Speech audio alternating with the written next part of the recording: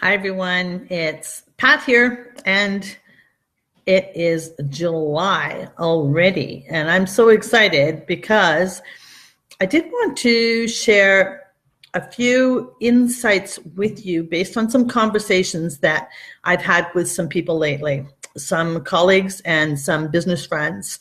And so it's all around the topic of the fact that, yes, it is July. And while I've titled this, I'm bored, some of you might be thinking, oh, this might be for the moms right now because the kids have been out of school 1 week and some of them might be bored. However, that's not the case. That's not the topic. That's not what I'm going to cover here. July has typically been a time in my business where we do a lot of reflection. I take a really good look at the business and I ask myself, with respect to vendors, suppliers, processes, systems, team, clients, products, all of that, website, what's working, what's not. What do we keep doing?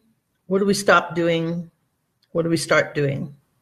That's my typical process for the month of July.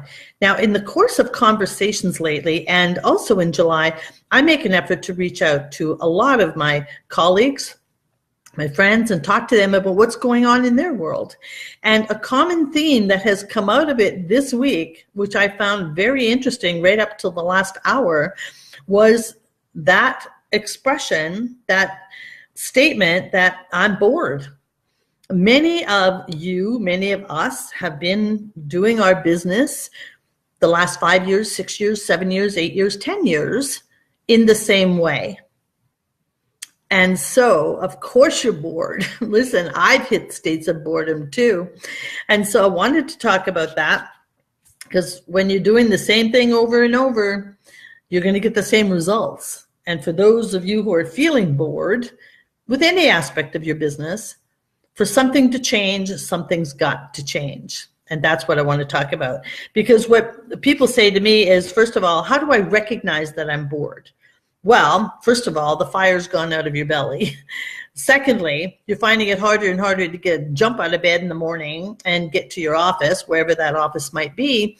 And thirdly, when you do get there, I should say, if and when you do get there, you just find yourself staring blankly at a computer screen and or just looking at that phone, knowing and recognizing you should be making phone calls, but the interest isn't there, the energy isn't there, the fire isn't there. So that's how you can recognize a state of boredom. So, all right, what to do about that? How do you change it up? Now, I do have a few suggestions around it. Number one, and what has worked for me, is to do an inventory of yourself. So take a look at and make a list of your skills, your expertise, your talents, your interests, things that you've achieved, succeeded very well at, and just compile that list. And I would take a really good look at the list, and also make a list of where and what and how you've invested in yourself as a business owner over the last many years. I, for one, have invested hundreds of thousands of dollars in my personal and professional development over these past 8 years. So the Pat who moved here to London and relaunched her business is not the Pat who's sitting here today. I've evolved. I've grown. I've changed. Things have changed around me. People around me have changed. And so you've got to take a look at that. And rather than become stagnant or complacent or bored, the opportunity is here to sit back right now, today, and make that list of skills, talents, expertise, of certificates, of anything that you've learned, people that you've met, places you've been. I've had the blessing, the good fortune of traveling around the world 3 times in a private plane for a month each time since I've moved here. The former Pat never had that experience. This Pat has, and as a result, I've become a really great blogger for food and travel. I've really grown my list of subscribers on TripAdvisor. So again, as I've said, things change, people change, you've changed. So the first step in turning this around and getting that fire back and getting excited about life again is make that inventory list. So for me, I started back when in, my friend Louise, who lives in Alberta, when we were in our 20s, we worked together for the town of Fort Saskatchewan. I was human resources. She was the financial controller, an unlikely pair of friends. But every noon hour, we made a commitment to go work out. I've always had an interest in physical fitness, in staying healthy and staying flexible and mobile. And so we also decided together to get our personal fitness trainer certification. We weren't going to do anything with it. We just loved to learn and become a better version of ourselves. And then as years went by and as I was getting prepared to get married, I went to Weight Watchers. What bride doesn't go to Weight Watchers to lose weight before your big day?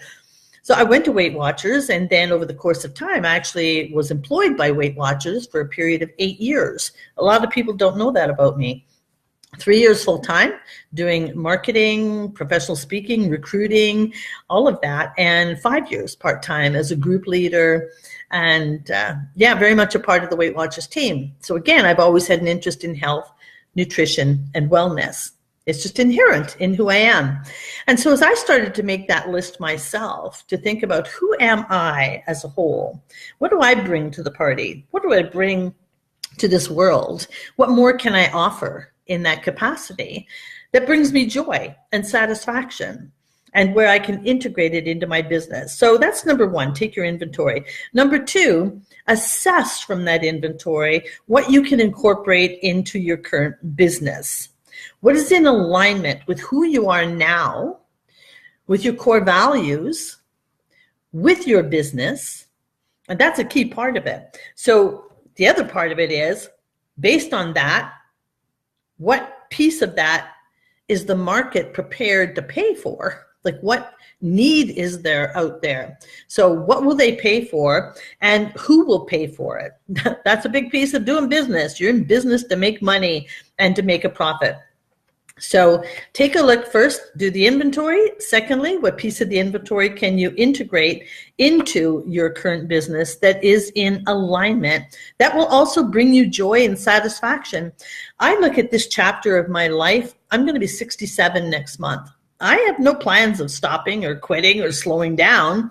However, I do want to do a 180 and continue to look at what's out there and what can I add of value to what's out there and what is needed and who will pay me. And so be thinking about that. And then thirdly, the third step in this is to choose one of those items from your inventory list and start to incorporate it into your business. You don't want to throw the baby out with the bathwater where you've got a successful, thriving business happening, but take a look at what can you add that's value added, that makes sense. For me, those of you who have been following me, you know I'm incorporating health and wellness. My new signature talk, which I've already taken out to the market, is you're killing your business because you're killing yourself. 5 steps to turn it around today. So I talk about my 5 non-negotiables when it comes to health and wellness and staying a viable, mobile, upright, healthy, happy entrepreneur. And so what is one thing you can incorporate? For me, it's health and wellness. And another piece to that is that I'm starting to offer health and wellness retreats. So I've done 2 beta tests on a new format for a mastermind. And the major focus has been on transforming your life, to transform your body, and therefore transform your business. So take a look at your list. Take a look at what your market needs, wants, and will pay for, and what's one thing you can incorporate into your business to bring that spark back to your life, to bring the spark back to your face, so you will attract people to you. There are many people walking around now, they've got boredom written all over their face. I'm so bored. Well, that's not very attractive, people. So find the one thing that you want to incorporate into your life and into your business right now. So these are 3 easy steps to do that, to move from boredom into some fire and energy and more money these days. All right, with those 3 tips, some of you are going to be sitting there saying, all right, that sounds pretty good, but I don't know how to do this. Well, I can help you with that. I do have another mastermind coming up in August, the end of August, right here in London where I live. It's a day-and-a-half format.